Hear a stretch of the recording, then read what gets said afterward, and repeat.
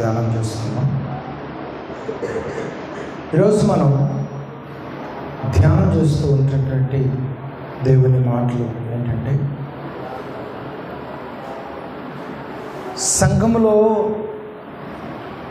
జనులు అనగా సంఘములో ఉన్నటువంటి విశ్వాసులు, దేవుని బిడ్డలు ఎలా ఉండాలి, ఎలా నడుచుకోవాలి అనేటువంటి కొన్ని విషయాలు మనం ధ్యానం చేసుకుందాం. అందరూ కూడా జాగ్రత్తగా ఈ మాటలు వినాలని ప్రభుపేట నేను కోరుతున్నాను. ఎలా ఉండాలంటే, క్రమశిక్షణ కలిగి మనము సంఘములో మనం నడుచుకోవాలని దేవుని వాక్యం అయితే తెలియజేస్తూ ఉంది. ఏ ఏ సందర్భాల్లో ఎలాంటి క్రమశిక్షణ కలిగి మనం ఉండాలి?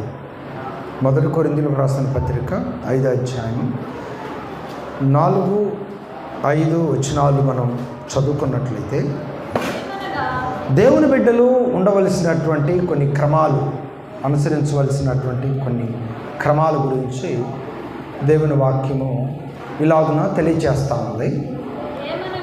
ఏమనగా,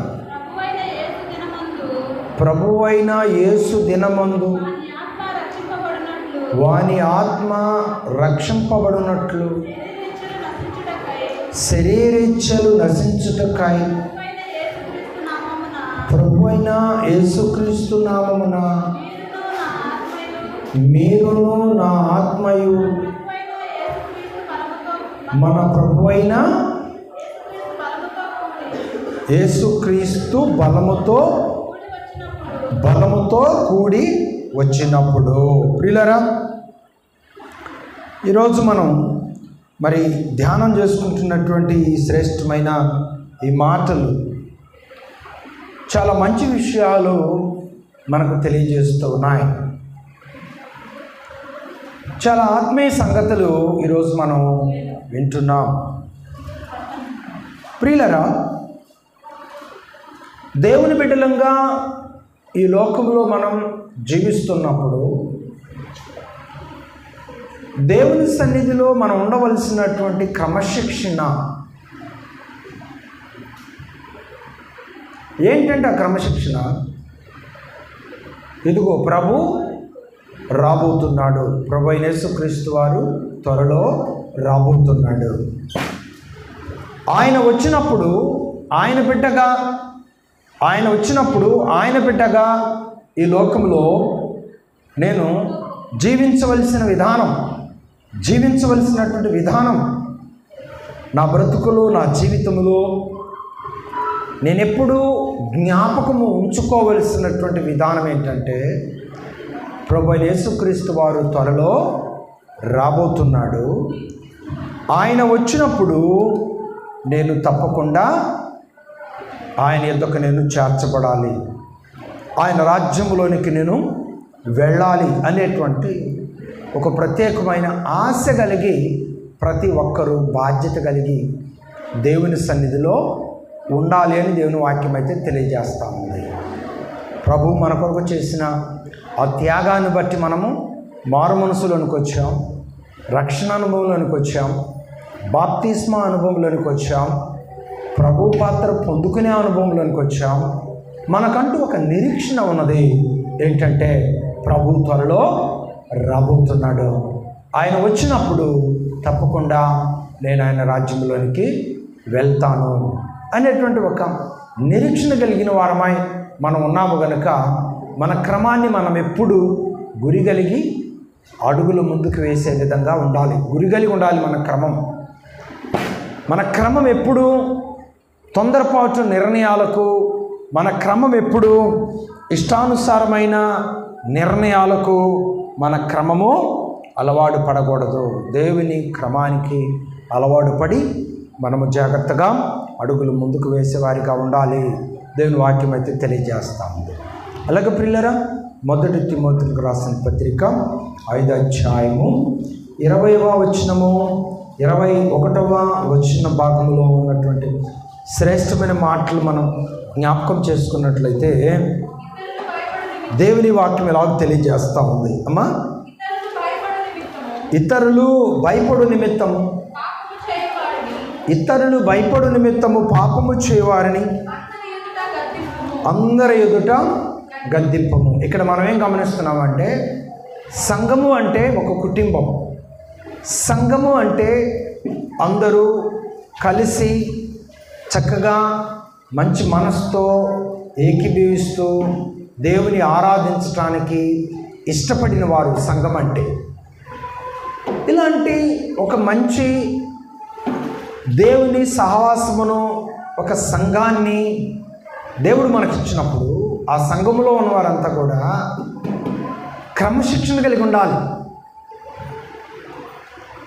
ఎవరైనా ఒకరు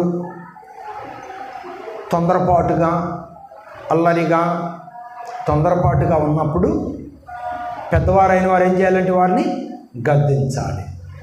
వారిని గద్దించినప్పుడు ఆ గద్దింపు నా మేలు కొరకే అని భావించాలి.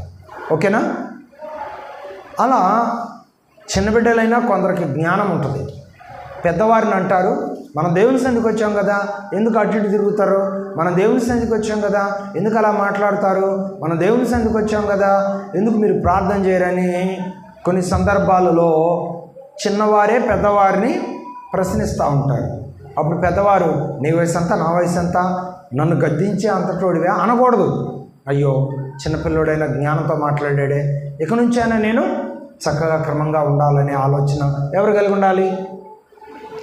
వింటున్నారా నేను చెప్పే మాటలు? ఎవరు కలిగి ఉండాలి? పెద్దవారు కలిగి ఉండాలి. అలాగే మరి చిన్న బిడ్డలు చిన్న మనస్తత్వం కలిగిన వారై ఉంటారు కొన్ని సందర్భాల్లో.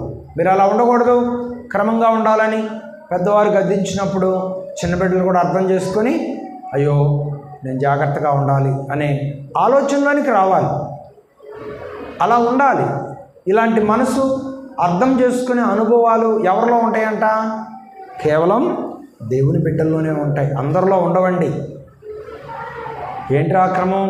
జాగ్రత్తగా నడుచుకుంటే నీది నువ్వు చూసుకోపో అంటుంది ఈరోజు లోకం. లోకంలో ఉన్నవారు చాలా భయంకరంగా ఉన్నారండి. దేవుని బిడ్డలు అర్థం చేసుకుంటారు. ఈ మాట నాకు చెప్పాడు అంటే ఇందులో అర్థం ఉంది కాబట్టి నాకు చెప్పారు. ఈ మాట నాకు చెప్పారు అంటే ఈ మాట నాకు ఎంతో ప్రయోజనకరము కనుకనే నాకు చెప్పారు. లేదు, నన్ను గద్దించారు అంటే ఆ గద్దింపు వెనుక నాకు క్షేమం ఉంది, నా క్షేమాన్ని కోరి నన్ను గద్దించారు, నా క్షేమాన్ని కోరి నాకు ఈ విషయాలన్నీ తెలియజేయటం జరిగిందనే అనుభవాలలోనికి మనం వెంటనే ప్రవేశించాలి. అంతేగాని ఇష్టానుసారమైన నిర్ణయాలతో ఆలోచించటం, ఏవేవో తలంచుకోవటం, అలా ఎప్పుడు మనము ఉండకూడదు. దేవుని బిడ్డలు ఎప్పుడు ఉండకూడదు. అది నీకు మేలుకరంగా భావించాలి. అది నీకు మేలుకరంగా భావించాలి. ఏంటది? గద్దింపు అని చెప్పండి. ఏంటది? గద్దింపు. ఎక్కడుంది ఈ మాట? ఎక్కడ చదివాం? మళ్ళొకసారి రిపీట్ చేయండి. ఇతరులు భయపడు నిమిత్తము పాపము చేయవారిని అందరి ఎదుట గద్దించవలెను. పాపము చేయవారిని అందరి ఎదుట గద్దించవలెను. పాపం అంటే ఏంటో చెప్పండి. పాపం అంటే ఏంటి? ఏదేదో చేస్తేనే పాపం కాదండి, ఆజ్ఞాతిక్రమమే పాపం. కాబట్టి ఇందాక పిల్లలు ఏదో వాళ్ళ మనస్తత్వాలు, చిన్న మనస్తత్వాలతో ఉన్నారు. మీరు అలా ఉండకూడదు అని ఎవరు గద్దించారు?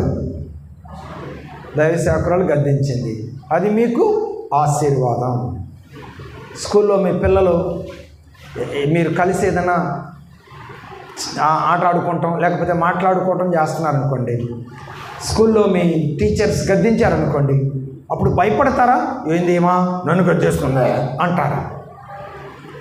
భయపడతారా? వాళ్ళ మీద రివర్స్ అవుతారా? వాళ్ళ మీద రివర్స్ అయితే మీకే నష్టం, వాళ్ళకేమైంది?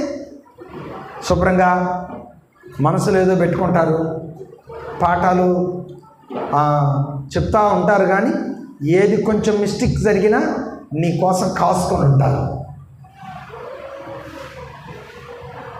అందు నిమిత్తం ఆ రిస్క్ అంతా ఎందుకు?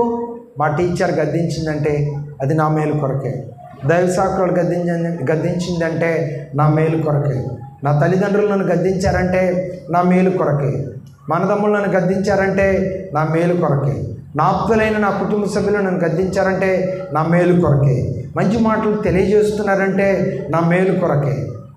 ఈ విధంగా మనం గద్దింపును ఎలా మనం భావించాలంటే మన మేలు కొరకు అని భావించకపోతే నష్టపోయేది ఎవరండి? నష్టపోయేది ఎవరు? కాబట్టి ప్రియులరా, దేవుని మాటకు లోబడాలి. నువ్వెంత జ్ఞానవంతురాలువైనా, ఎంత జ్ఞానవంతుడివైనా దేవుని మాటకు లోబడితే చాలా గొప్ప మేలులు ఉంటాయి, చాలా గొప్ప దీవెనలు ఉంటాయి, ఆశీర్వాదములు ఉంటాయని కూడా ప్రభు పేట నేను మనవి చేస్తున్నాను. గద్దింపు మనము ఆత్మీయ క్రమశిక్షణలో ముందుకు కొనసాగటానికి ఒక గొప్ప విలువైనటువంటి సందర్భం అని కూడా ప్రభు పేట నేను తెలియజేస్తున్నాను. తీతుకు రాసిన పత్రిక 1వ అధ్యాయము 13వ వచనంలో కూడా దేవుడు మాట్లాడుతున్నాడు. అదేంటంటే, ఈ లోకంలో ప్రియులారా చాలామంది